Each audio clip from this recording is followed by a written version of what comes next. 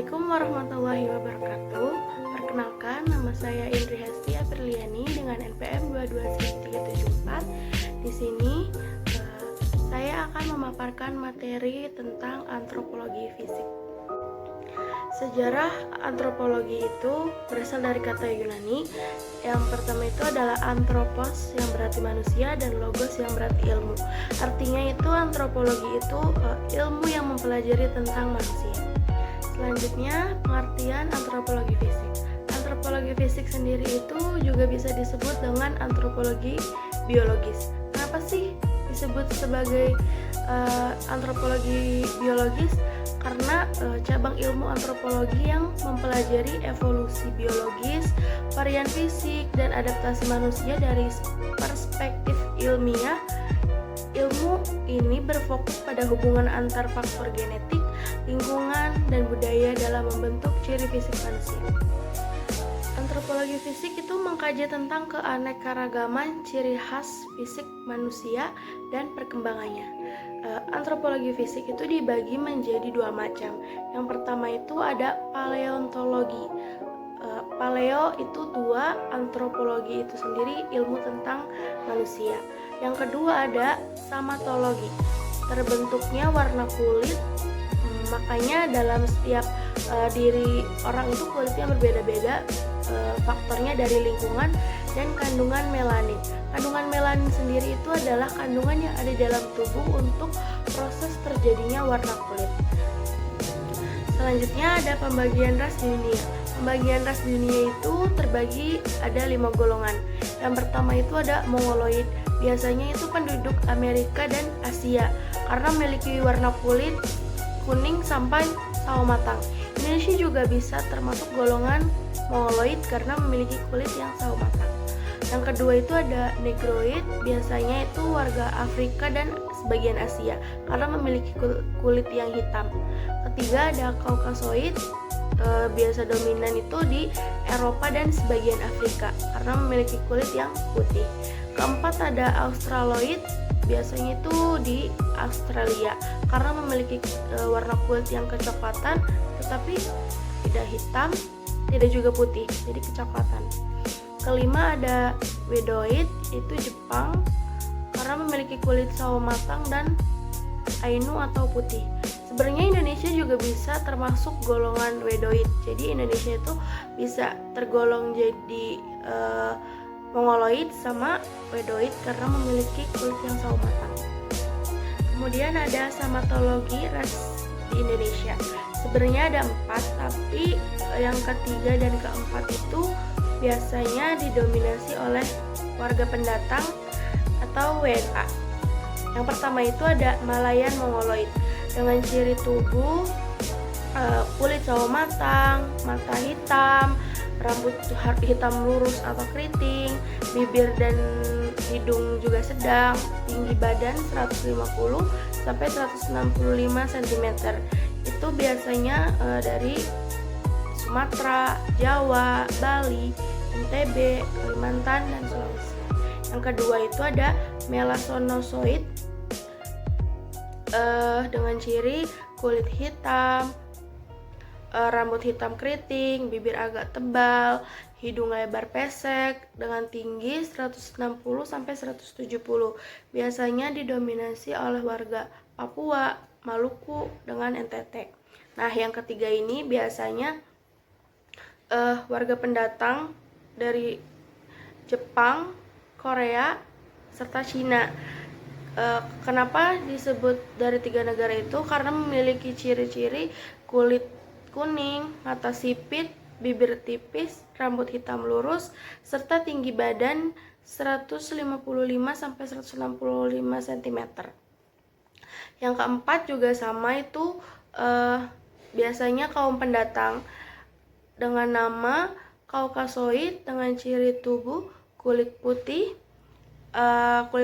agak kuning, rambut hitam atau pirang, hidung mancung, bibir tipis, tinggi 155 sampai 165 cm. Biasanya pendatang dari India, Timur Tengah, Australia, Eropa, dan Amerika.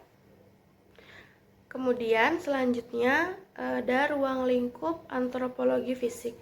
Antropologi fisik mencakup beberapa bidang utama, antara lainnya itu yang pertama evolusi manusia, yang mempelajari asal-usul dan perkembangan manusia dari nenek moyang primata hingga Homo sapiens.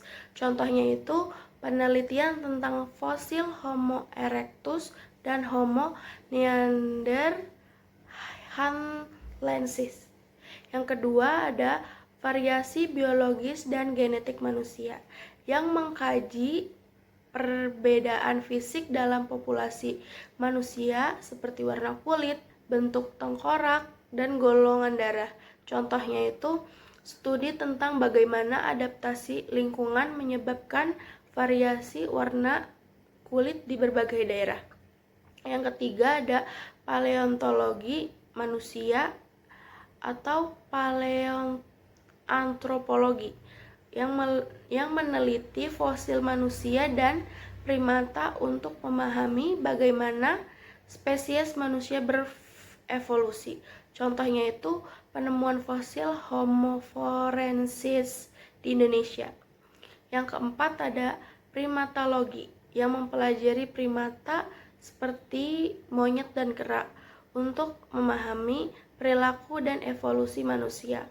Contohnya itu studi tentang hubungan manusia dengan primata seperti simpanse dan gorila.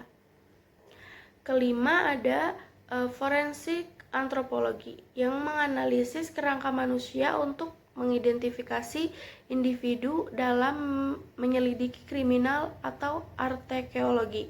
Contohnya itu identifikasi korban bencana atau kasus pembunuhan melalui analisis tulang.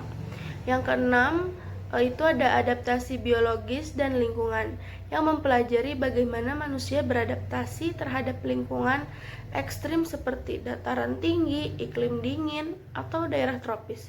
Contohnya itu penduduk Tibet yang memiliki kapasitas paru-paru yang lebih besar untuk beradaptasi dengan kedinginan. Selanjutnya ada hubungan antropologi fisik dengan ilmu lain. Antropologi fisik itu tidak berdiri sendiri, melainkan berhubungan dengan berbagai disiplin ilmu lainnya. Yang pertama itu berhubungan dengan biologi evolusi, karena membantu memahami perubahan fisik manusia dari masa ke masa. Kedua ada dari genetika, yaitu yang mengkaji pewarisan sifat, mutasi genetik, dan hubungan antara populasi manusia. Yang ketiga ada paleontologi, yang meneliti fosil manusia purba dari primata untuk memahami evolusi manusia.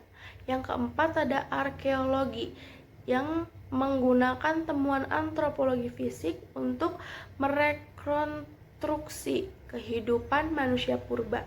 Yang kelima ada kedokteran dan kesehatan, karena membantu memahami adaptasi manusia terhadap lingkungan dan penyakit.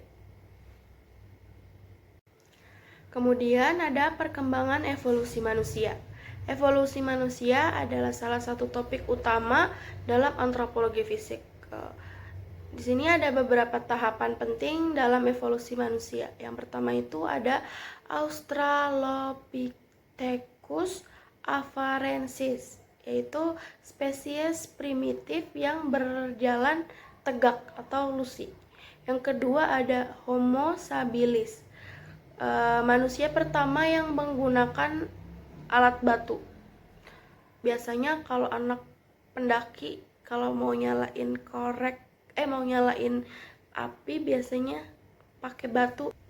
Yang ketiga ada Homo erectus, yaitu manusia purba yang mulai menyebar keluar Afrika termasuk ke Indonesia, yaitu atau fosil di Sangiran. Keempat ada Homo neanderthalensis, yaitu spesies manusia yang hidup berdampingan dengan Homo sapiens. Yang kelima itu ada Homo sapiens, manusia modern yang terus berkembang hingga saat ini. Kesimpulan dari materi yang sudah saya jelaskan tadi itu mungkin Antropologi fisik itu menggabungkan ilmu biologi, genetik, dan arkeologi untuk memahami bagaimana manusia berevolusi dan beradaptasi secara fisik terhadap lingkungan. Mungkin itu saja materi yang bisa saya sampaikan. Kurang dan lebihnya saya mohon maaf. Billahi taufiq wal hidayah. Wassalamualaikum warahmatullahi wabarakatuh. Terima kasih.